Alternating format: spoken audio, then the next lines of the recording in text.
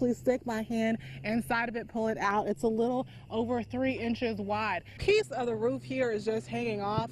Also, the car, most of it melted here in the driveway. Craig, we know that this 13-year-old victim was shot here on this stretch of this road. The suspect came in through this door, then jumped over this counter, holding one employee at gunpoint. We hope you're having a great morning so far. Thanks for joining us. I'm Rebecca Butcher. It's really astonishing the size of this tree here. You can see how tall it is in relation to me. For instance, I always carry this taser on me just in case something goes wrong. This is a sample of brown water we got from a home here nearby in Belden yesterday. You can see a tree right here that's been torn apart. Also, if you go with me this way, you can also see a tree down right here. Also, a light pole down here as well. They estimate about $1,000 was taken here, really only loose change. Absolutely floored and just stunned. This has been a taboo story in my life since I was 10.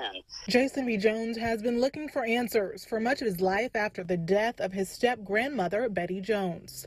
Parents didn't want to talk to me about it because there was nothing really to tell. He started a podcast with his brother in hopes of finding out more. He says his family was thrilled to hear that suspect Michael Devon was arrested in the nearly 3-decade-long case. Zero credit goes to our podcast for the apprehension of the suspect. 100% of the credit goes to the Starkville Police Department.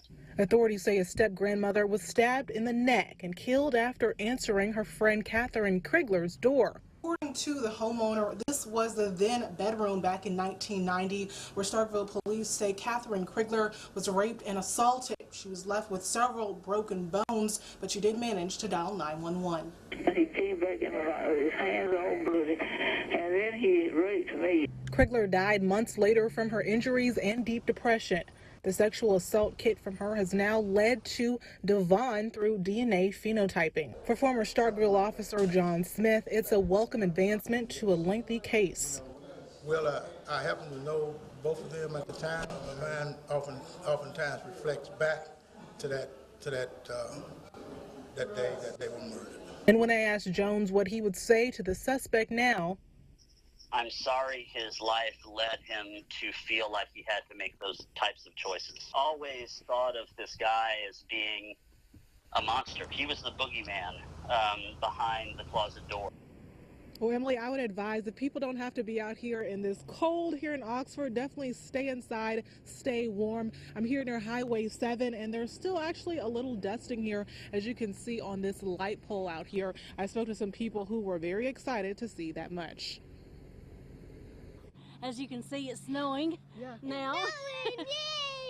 4-year-old Declan couldn't contain his joy at the sight of white mist coming down in Oxford. Others weren't totally prepared for the drop in temps. Well, I feel like it's a little bit too much to be in the South. I'm not really used to this cold weather, but I guess I got to get used to it now. Lafayette County schools were let out early because of the inclement weather. Parents like Mrs. Henley were out at stores stocking up. We're making sure we have everything we need to take care of the family and feed the family so that we don't have to get on the roads where it's dangerous.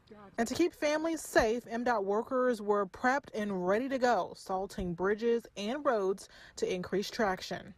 This is what we call our salt hopper. And we fill it up with salt and slag, and then we'll go out on the road and it'll come out right through there, and we throw it all the way across the bridge.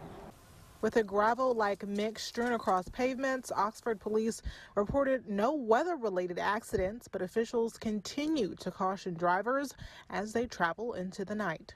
Robert Beck, the suspect in the shooting, entered the courtroom. He was very animated, even winking at our cameras. He's accused at shooting a manager at the Columbus Cracker Barrel while seeking out his ex-girlfriend. 28-year-old Robert Beck walked into Columbus Municipal Court for his initial appearance, where his bond was denied. Despite his upgraded charge to attempted murder, he didn't seem fazed. This wasn't just an attack where he was defending himself or trying to get him off, but we believe his intent was to take this man's life. District Attorney's Office recommended no bond for Beck because they say he shows a danger to the community and is a flight risk since he fled to Tennessee following the shooting.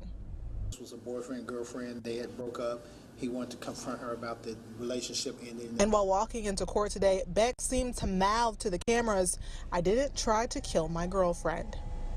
We also, there had been a prior police report, where he had been told not to be on that property and not to harass that girl. Well, a social media stir arose earlier today after U.S. Senator Sidney Hyde-Smith made a comment that if a cattle rancher she was campaigning with invited her to a public hanging, she'd be on the front row. Smith was speaking to a group of supporters in Fair Park in Tupelo over a week ago. When those comments were made, someone posted a video of her saying that. Take a listen.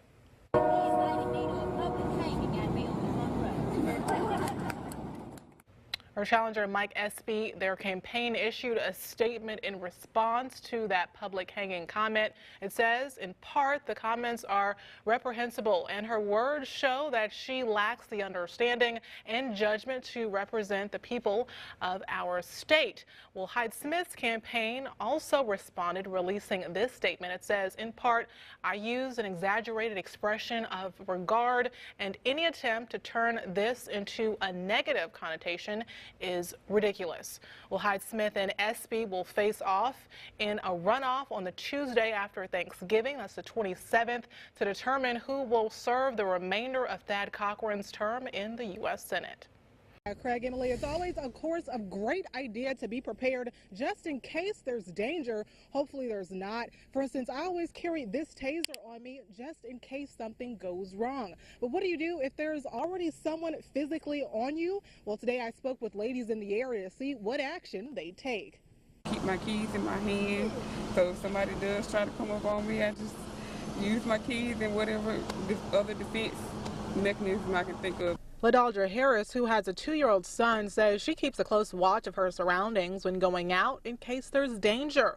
Like the situation this man, 44-year-old Joe Wren Jr., reportedly put his then girlfriend into. According to an indictment, he choked and beat her, also knocking out a tooth. Scream bloody murder if you have to. If someone was behind me, I would probably just fight as hard as I could to not make it easy for them. Give him some elbow. Such a technique is similar to what West Point police officers advise. I can do what you call a hammer fist, and I can just squat over and I can right in the groin. Even using your free legs if attacked from behind. I can scrape his shin bone. For Harris, she already knew some moves she would use for self-defense. Kind of elbow him in the ribs or something and get away as quick as possible. And people here at the department want the public in West Point, citizens in this area, especially women, to know if they want special training with self-defense, they do offer sessions. Meanwhile, the suspect in this kidnapping and aggravated assault case, his trial is set for sometime in October. Of course, stay with us for the very latest. But for now, reporting live in West Point, I'm Rebecca Butcher, WTVA 9 News.